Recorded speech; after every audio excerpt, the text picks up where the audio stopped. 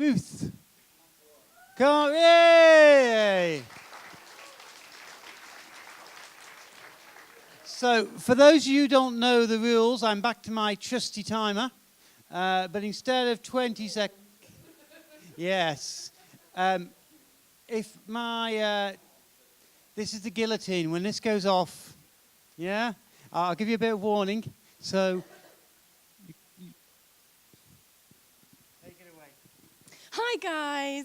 My name's Ruth, as you've noticed. So... I'm from GIFGAF, and I started as a Scrum Master in March. That's 4 months ago. Before that, I worked for a big blue company that we don't speak of. And what I wanted to talk to you about today was back to basics. And the basics are working agreement, definition of ready, and definition of done.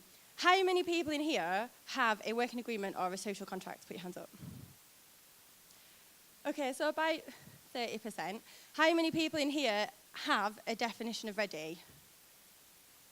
Not 100%. How many people have a definition of done? It seems funny how the same people who have the working agreement have a definition of ready and a definition of done. If you don't have one, boy, are you missing out.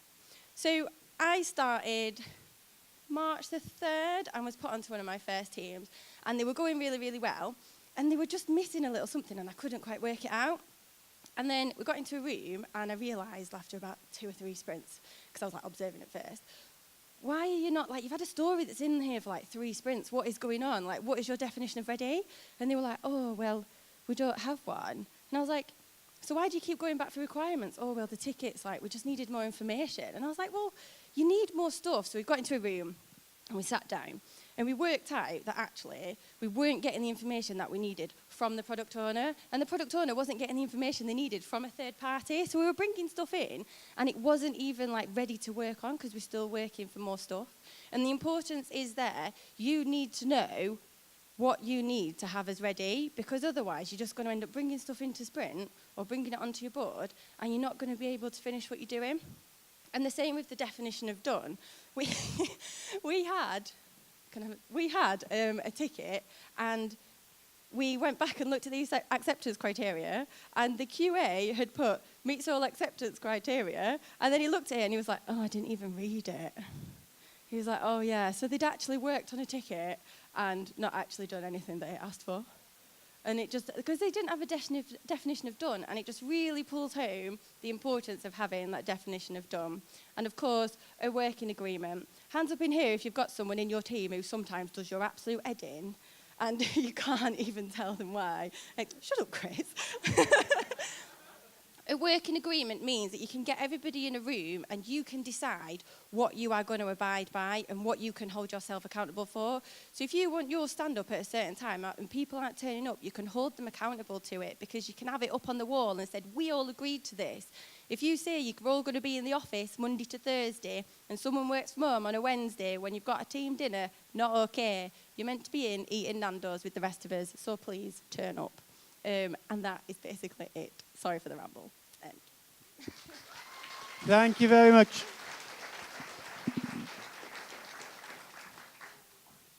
Okay, Belinda. Oh, she needs to plug in, which means I need to unplug, which means I need an extra pair of hands.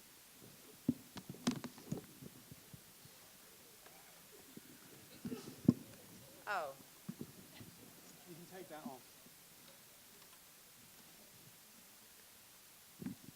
Dooby-dooby-doo, doo-doo-doo-doo-doo. Next time you have a story with no definition of done, acceptance criteria, just try and put it into done, and if it's really important, it'll come back pretty damn quick. Anybody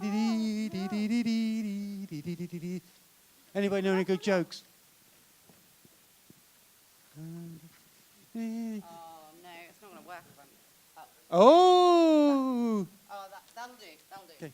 Right. That microphone's live, or you can have this one. Oh, I'll have that one. Right, okay, cool. Right, this is going to be a very quick lightning talk, hopefully, 5 minutes.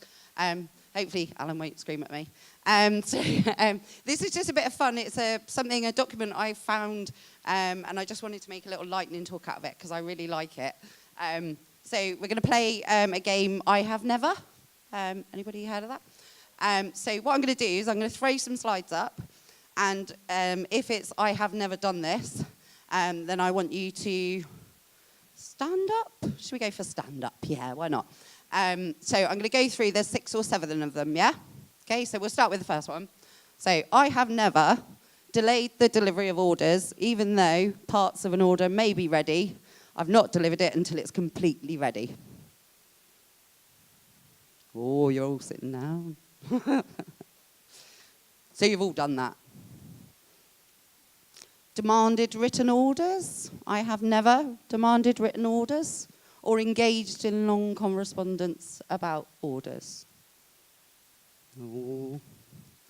Where's Phil? Is he in the room? Oh, he's not. Damn it. Haggled over precise wordings. Oh, yay. We've got people standing up. Bluefruit lot. Yay. Give me a wave. What do you mean by awesome precise team. wordings? Pardon? Nice heckle. Like it. Assigned out the unimportant jobs first? Or assign them to people that are inefficient? Ooh, yeah. Insist on perfect work? Actually, if you've stood up, stay stood up, if you would, because that will give us a good indication at the end. Yeah. Insist on doing everything through channels. Never permit shortcuts. Referral matters to committee for further study and consideration. Make the committee as large as possible, never less than 5. Cool. I think that might be the last one. So, those of you who are standing up, thumbs up. Those of you who are still sat down because you have done these things, you might like to consider a career in the CIA. Because this comes out of a field guide on how to sabotage productivity. You can sit down now. So it's actually a kind of article I found. Sorry, it's slightly blurry. I tried to make it slightly better, but it's an unclassified document. How long have I got left? 2 minutes. Cool. Right, so now I'm going to do a shout-out game. Agile buzzword bingo. So I'm going to throw them up again. The Agile way. So what do we do instead? So I don't want long, drawn-out sentences. I just want you to shout words at me. So rather than delay the delivery of orders and not dispatch things until they're completely done, what do we do? MVP? Incremental? Reduce work in progress? Continuous delivery? Yeah. Ship it? Yay! Cool. Instead of demanding written orders, what do we do? Have a conversation. Yay. Is this fun or no? I like it. So instead of haggling over precise wordings, what do we do? Have a conversation. Yeah, understanding, good enough. Yeah. Talking about the definition of done and acceptance criteria. Sign out the unimportant jobs first. Yay. Call their own work. Prioritise your backlog. Insist on perfect work. Ship it, that's the answer. Ship it! Doing everything through channels. Somebody quote the manifesto at me.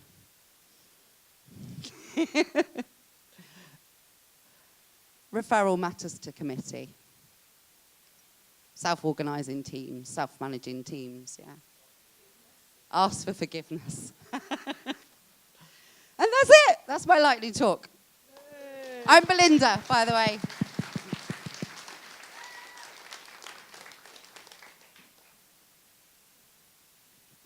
Jordan, are you using a laptop or you're on Belinda's, okay? Yeah. Right. This is good so far. Everybody's finished early. That's what I call agile. Go! Hi, I'm Jordan. I'm a Level 4 software developer apprentice at Bluefruit. I started a Level 4 software developer apprenticeship at 16, which is, don't think's never been done before in Cornwall, so it's pretty big for me. So yeah, that's me. This is about how I got into where I am and where I'm going afterwards. So October 2015, I went to a mission to Mars, which was my first ever coding experience outside of Scratch or Python, which was a Arduino C robot coding experience. I then went on to wanting to do more, which is where I come in with my tips of always putting yourself forward, which is what I did, and I was striving myself to go where I wanted to be, even if I was worried or scared. That brings me on to my next point, which is where I went to a Eden of Things, also run by Bluefruit and Sophie Cornwall, which I met people. And it sounds funny, but I met people. And I was talking to them all, just getting to know them, finding out who people were. And that's where I met Belinda and Paul, he's here, and he's over there too, who I now work for. So it's pretty cool if you stay connected, and that's another one of my tips. So it's a good thing. That's a photo from a blog post I wrote on Bluefruit's website, which you can find if you go to Bluefruit's website. It's about how I mentored at one of my first mission to Marses. And I've done 2 mission to Marses as a student, 1 Eden of Things as a student, and now I've done 3 or 4 as a mentor. So going through the whole process of going through the system up to where I am now has helped so much through learning experiences, pushing myself, striving, meeting people, getting myself to where I am now, which is stood here on the stage. I was featured during the National Apprenticeships Week with a couple of my other fellow apprentice friends. Give us a wave. Hi. So, yeah, that was a big thing. And then this is one of my favourite things, is being yourself when you go to an interview or going to an experience or wanting to do something. It's being yourself, being you, and not being afraid of being yourself, especially when you're so different to everyone else. Like, I play county cricket, and I am judged there because I'm different and I do coding. None of them do coding. They're all doing sport courses at Truro College or St Austell College, and I'm like, hang on a second, I want to be a coder. Why are you pushing me out to be, because I'm different and I want to do something else? But I'm just like, yeah, whatever, I don't care anymore. You guys can think I'm different, but I'm really not. And then here's a photo of me and my old team at work. So me being moved to a different team is a big thing for me because it's all me being new things, pushing myself to be better on this new team. Also mentioning new teams, we are hiring at Bluefruit as well. So I do have business cards, so if you're looking for somewhere, please, we are hiring. And that's me. Thank you. Okay.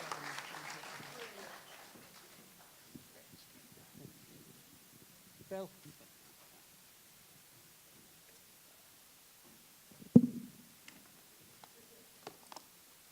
How quickly can we do this?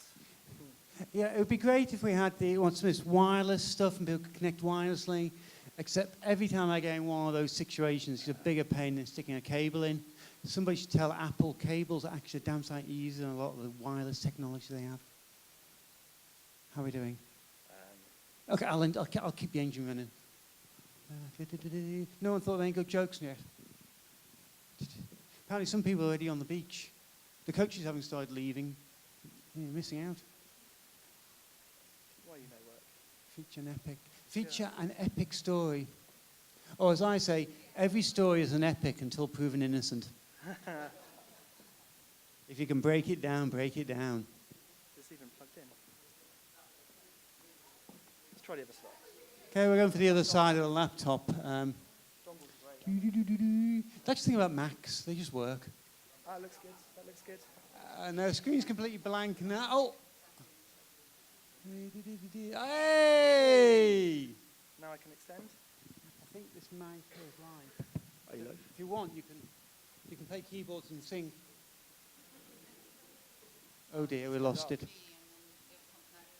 Hey. Are we there yet? Are we there yet? How long is it going to take? It's Can you give me an estimate, please? I need an estimate. How long is this going to take? Woody, Hey. you got an estimate here? Now I got no notes. Come on, Richard. Ah, man. Sorry, it's just, Oh, very nice. that's nice.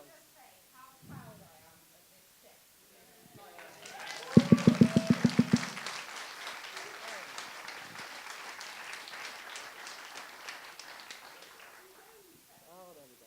There we go. Hey, are we in business? We're in business, I think. Hey. You want to use that microphone? Or? Yeah, Yeah. Okay. okay. Hiya. I'm going to spend a few minutes, I've less time now after all the setup, talking about features, epics, and stories. I'll introduce you to the problem, provide some examples, and give you some useful tips. So I'm Richard Keast. I'm a team lead at Bluefruit over at Red Roof.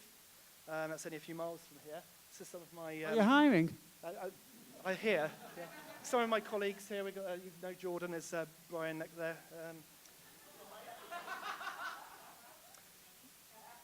So I run a team of software developers and testers, and we develop embedded software for clients. And recently, I found a problem with different meanings being used for feature, epic, and user story. Because your definition of these terms might differ from other stakeholders' definitions, and even the tools you're using. And it's likely that you have no awareness of this until now. And even Wikipedia alludes to this.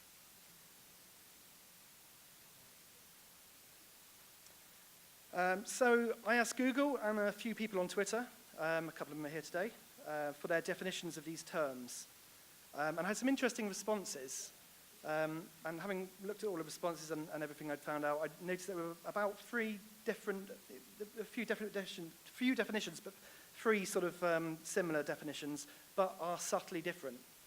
So the first definition is that there's no difference between features and user stories. I've seen that quite a few places. And epics are just big user stories. So that's the sort of first definition I came across.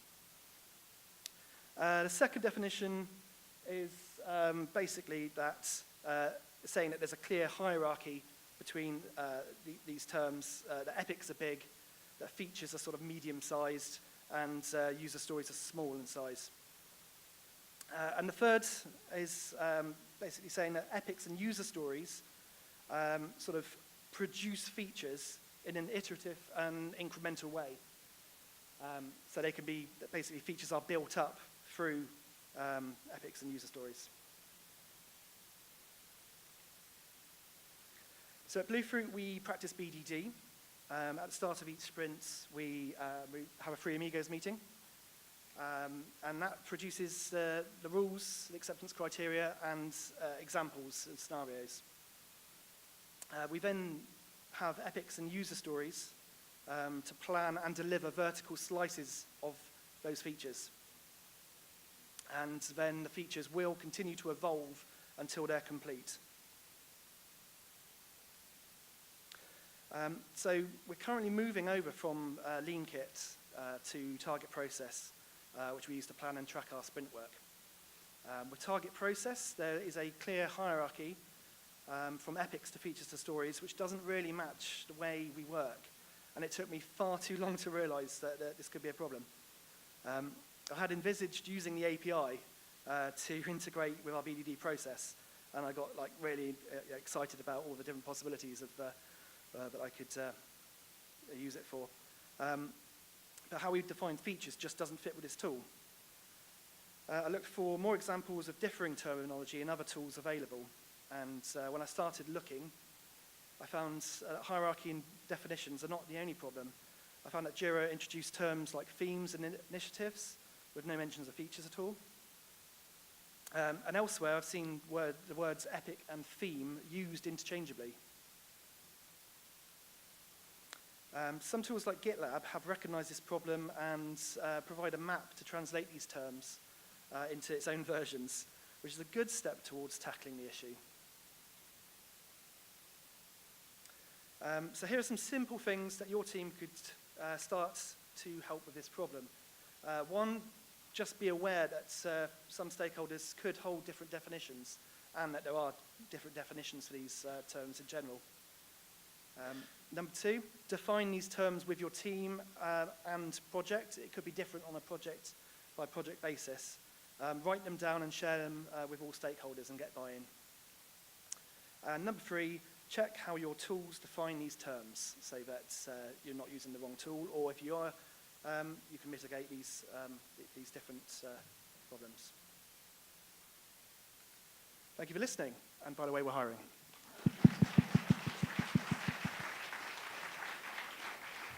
That's the closest to the edge yet. 8 seconds to go. Okay. Bluefruit.co.uk/careers/vacancies. Do you have slides or you? Hello. Wow, that's a lot of you. My name is Minty, and basically I'm a Scrum Master for a company called Visolution over in Swansea. And about a year ago, I was given a talk. It was a bit of a kind of Agile 101 kind of a deal. And as I was giving it, I realized I kept on using a word. And I used it again, and again, and again. And I've even heard it being used here today in lots of the talks. And I realized that this word was a keystone of what we're doing here. Yeah, you know what it is now. Curse you. And it's about, yeah, that's it. And it's not about that. It's just also about, it's about what we do. It's about how we do it. Most importantly, it's why we do it. This word, obviously, is trust. So, over the last year, I've had a good think about it. I've read a lot about it. Thanks, bud. And I've also had a lot of chats through it with family, friends, colleagues, and all the rest of it. And this is what I found out. First of all, I can tell you what it isn't. Now, if someone says to you, they're going to do something, and then they do it, yeah?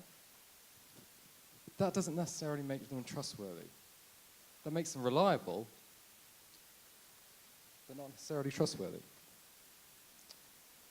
Trust is a foundation of every strong relationship that we have. It starts when we're born with our parents. It goes on and spreads, gives it to your family. You can also give it to your friends, and then if you're lucky enough, you get to give it to your team. And I say give for a good reason. It's because trust is given, not earned. The reason I'm saying this is because lots of people may deserve trust, but it's never given. And some people are given trust, and they have not deserved it. So, what is it? So trust, I think, is a shared set of values and belief which you share with another person. Yeah. But what would it look like in real life? So, small example. You're meeting a friend, okay, at a set time and date you've agreed, okay? And you don't have mobile phone signal, let's say. Now, they don't show up at that time and date. Now, if you trust them, you know there's a good reason why they haven't shown up. In fact, you might even be worried about them. If you don't trust them, it means you think that they might not have done everything within their power like you would have done to get to that time and place. So that's the difference. If they share your values and beliefs, then they would have done everything you would have done. So, why is trust so key to what we do? It's because if we give our teammates trust, they will trust us. And then, if all of us together do it, all of us together trust, we can focus on our shared goals and deliver true value. Thank you.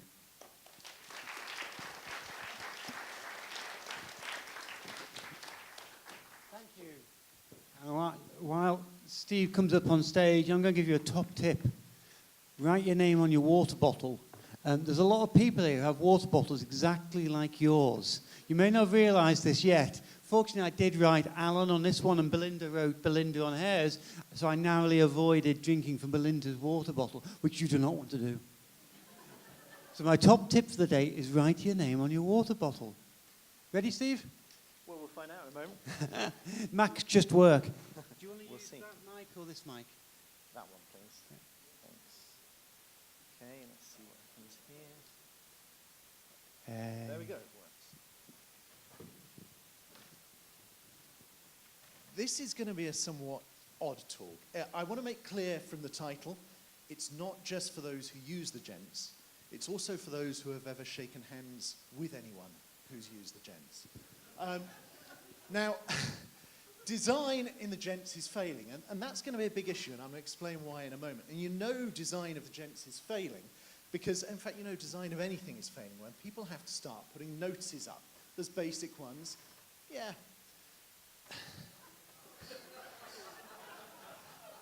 What happened there?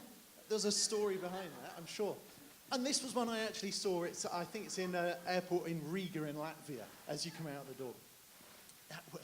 So the design is failing, and there's also a number of rules that have built up. I mean, gents, guys, you know this one. You've got these four. Okay, guy goes to this one.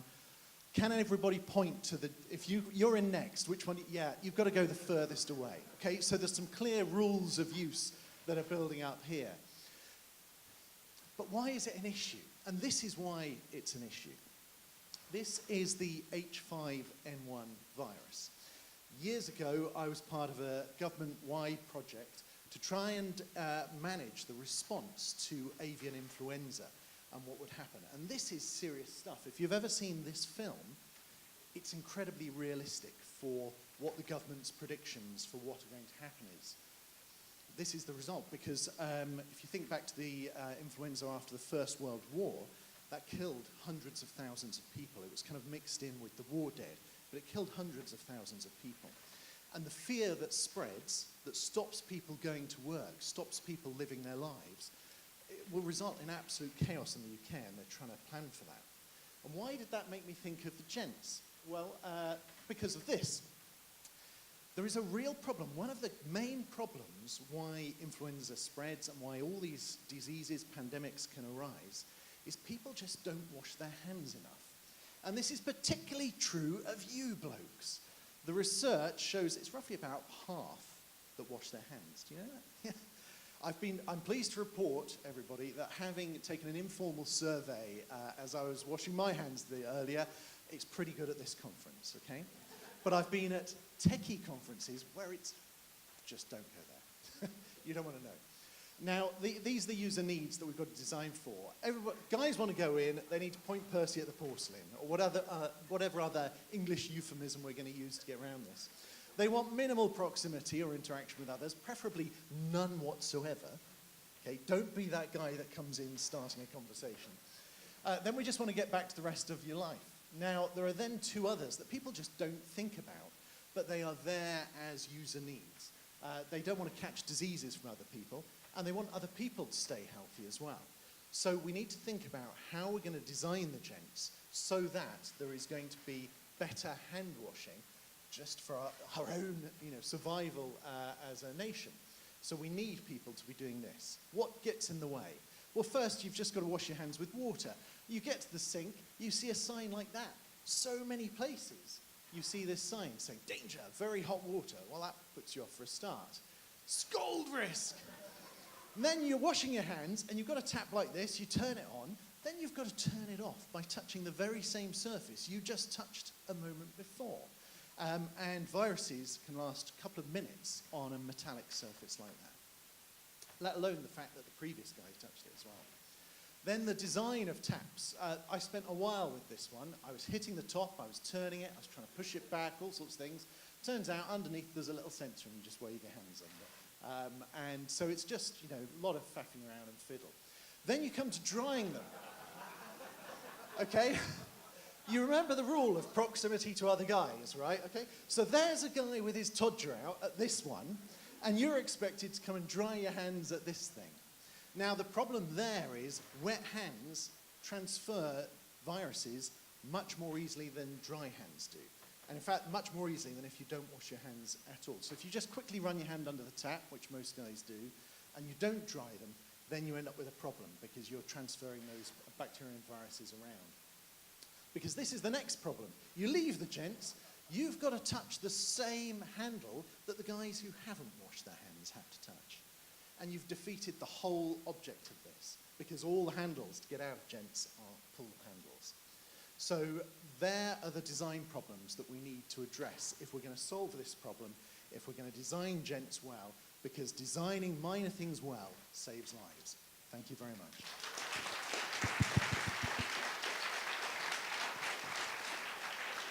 I'm not going to ask how people reacted to Steve standing in gents taking photos. If there's any police here, I'm sure he's totally innocent. Right, Stani, Sam. Slide, Sam? No, good. I like this already, Sam. I didn't know I was giving the talk till 20 minutes ago. So Good. nothing. Go. It's the first time in my life I've actually given a talk in my shorts, so my apologies. No notes, no real schedule, but we'll see what we can do. Just by way of introduction, I'm Sam Armondi. I'm the managing director of Everest Media. We're a digital agency based down here in Cornwall. Just like Bluefruit, we too are hiring. So if you are looking for some exciting challenges, do come and talk to me after, because we've got some very interesting things in the pipeline. What I'm going to spend a few minutes talking about is, rather than how we are breaking the Agile business, is how we are becoming an Agile business. We've been going for about 4 years, and in the past couple of years, we've experienced some really significant growth. We went from having a team of 6 to a team of 18 at the last count, all within a very, very short period of time.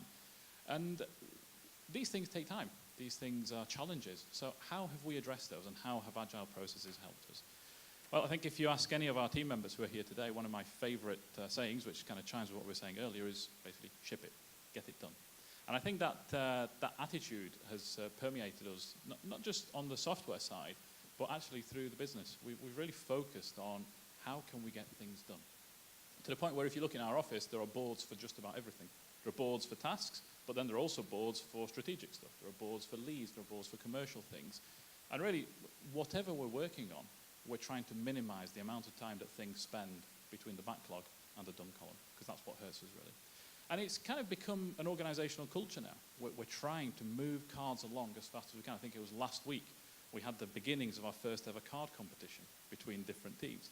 Now, there was some call of unfairness because we measure tasks differently and they're priced differently and so on, but we're getting there. We're working towards improving things. And we recently started on an internal project, and we had the initial briefing. We're kind of trying to describe how we wanted to measure value. And we kind of hit on something. Basically, all we wanted was something that was better than what we already had. And that mindset has really, really helped us, because once we started applying it to not just our tech stack, but also to our marketing materials, to our web presence, even to stupid things like our email signatures. Just thinking, how can I make this that one little bit better, has made a tangible difference to us. And it's actually putting us in a position now where we can afford to start taking slightly bigger chunks. So starting to prove ourselves on the small steps has meant that we can start taking bigger steps, safe in the knowledge that we can do the small stuff well. So just to give you a few examples of some areas where you probably don't think about using Agile processes, we're going through a whole policy writing exercise, which is probably just about as waterfall as you can get. And yet, if you look on our board, we have different cards for different policies, even down to the point where we are improving policies incrementally. So we have policies that, at the moment, have whole sections that just say to do. In software terms, basically, we've stubbed little bits of it out. We've commented out parts of our policy just because we're not quite there yet. But things like that have really, really helped us, because we've been able to define the things that matter, the things that we need straight away, and then worry about the details or the things that we're not quite ready for yet, further down the line, and measure improvements. Another area that we've really tried to improve on is our structure and our management culture. Obviously, as organizations grow, you need more structure. You can't just have this wonderful utopia of a flat team that's completely self-organizing. But in line with one of the earlier sessions around agility in business, what we've really tried to do is empower people. So rather than having a bunch of people who need to be told what to do, we have a bunch of people who are trained on how to think. Then they are tasked with an outcome. So the goal isn't for people to say, can I do this? The goal is to say, I've done this, and look how well it worked. Or I've done this, it didn't work, but we failed fast, and we've learned a lesson, and here's how we're going to apply that lesson to our next task. So things like that have really helped us to the point where I'm going to call it now. In 12 months' time, we're going to be back, and our next year, hopefully, we'll be giving a full talk on our full journey in becoming an Agile business. Thank you very much.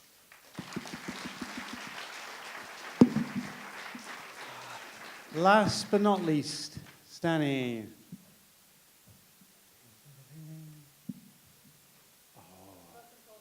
Yep. Go for it. Hello everybody, I'm Stani and I'm speaking tomorrow, but that's not enough for me. It doesn't give me enough of control. Do you think there is a big difference between being a counselor in the kids camp and a scrum master for IT team? Nah, yeah, not so much. Maybe the main one is that I don't keys my developers when they go to sleep. But what I keep is the control part. You know, it's difficult to imagine myself working somewhere where I'm not in charge. And I can't say that I'm really introvert, but I do have this fear of approaching people freely and just starting a small talk. I need to be in control. I need to know what we are talking about. Which means that my favorite conference last year was Agile Cambridge, where my workshop was the next one after the first keynote. And there were 60 people there. Luckily, they liked my workshop. And then the next 3 days of a conference, they were coming to me, and we have something to talk about. Wow, that's so easy. I miss talking to you guys. I really want to make new connections. I really want to ask more questions and learn from what you're doing. But I can't because of the introversial side. And I need to be in control of what we're talking about. So if you come and suggest a topic, I will be highly open to support it. And it's very important to understand how it really works. Whenever I go for the conference, is it an open space conference, then I just suggest my option. And if I go for other conferences, I always apply as a speaker, because that gives me this feeling of safety. If I come to the workshop that is being organized by another person, I have no idea what's going to happen. Like Judy Rees, right? Now talk to your neighbor, now talk to another neighbor. What should I talk about? If I'm in charge, right, I'm giving a workshop, I at least know what's going to happen there. So it makes my life very easy, and I really advise you to do that if you have the same problem as me. And I also think that this feeling of control, this feeling of safety, actually opens a lot of doors for you. You know, when I got married my first time, my friend told me, "Hey, Stani, and what about your freedom?" And then I started analyzing that, and I thought that if you imagine a square, right, that's your life before the marriage. And then definitely when you got married, this square becomes smaller. You do have some boundaries that you didn't have before, but at the same time, inside of the new area, oops, there is a door to the new dimension that you couldn't experience before. So when you go as a speaker, as a workshop presenter, to an event where you organize a meetup or something, then you do close some doors, because you are here and there are lights pointing at me and people making photos, although I asked for that.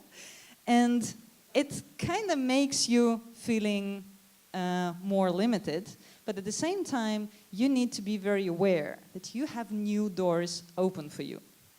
That helped me a lot when I moved to the Netherlands 3 years ago, almost exactly 3 years ago. Okay, I did a lot of things back in Russia. I moved to the Netherlands. What I had a 3-day course in Scrum Mastership. I didn't have any experience in that. I didn't have any experience in development. I didn't speak Dutch. I still don't, though. Okay, here am I, please hire me. Nobody wanted. Strange, right? So what I did, I started my own meetup.com group. And I started giving workshops to people, and I started sharing, because then I felt in control of my future. I know that these people know something important about me. And then several months later, there was a guy who called me and said, "Hey, Stani, I've been to your workshop several months ago. I really liked you. Do you want to join our team?"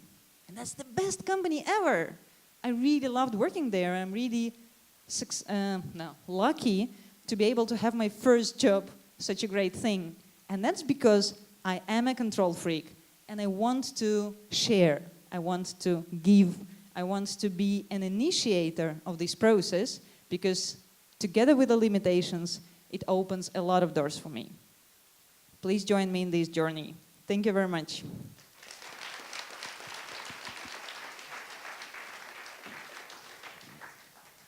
That was our last lightning talk speaker.